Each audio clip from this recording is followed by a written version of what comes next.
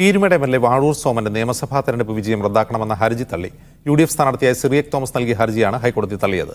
വിധി ദൗർഭാഗ്യകരമാണെന്നും അപ്പീൽ പോകുമെന്നും സിറിയക് തോമസ് പറഞ്ഞു.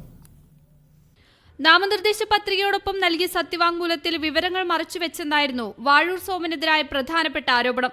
നിർബന്ധമായും ഉത്തരം രേഖപ്പെടുത്തേണ്ട 16 കോളങ്ങൾ ഒഴിച്ചിട്ടാണ് സത്യവാങ്മൂലം സമർപ്പിച്ചത്.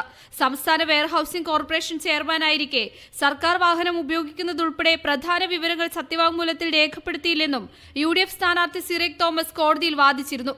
ഇതിനു പുറമെ തെരഞ്ഞെടുപ്പ് കമ്മീഷൻ ഹാജരാക്കിയ രേഖകളും സാക്ഷിമൊഴികളും പരിശോധിച്ച ശേഷമാണ് ഹർജി ഹൈക്കോടതി തള്ളിയത്.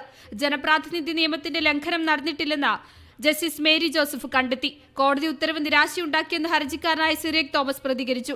ഇലക്ഷൻ പെറ്റീഷൻ അനുവദിക്കുമെന്നാണ് നമ്മൾ പ്രതീക്ഷിച്ചത്. തികച്ചും നിർഭാഗ്യകരമായിപ്പോയി. ജഡ്ജ്മെന്റ് പഠിച്ചതിന് ശേഷം ചർച്ച ചെയ്ത് സുപ്രീം കോടതിയിൽ ഈ വിധിക്കെതിരെ അപ്പീൽ നൽകുന്നതിനെക്കുറിച്ച് ഞങ്ങൾ ആലോചിക്കുന്നു. മീഡിയ 1 കൊച്ചി. എണ്ണിപ്പറയും ഓരോ വോട്ടും. June 4 media 1-നൊപ്പം.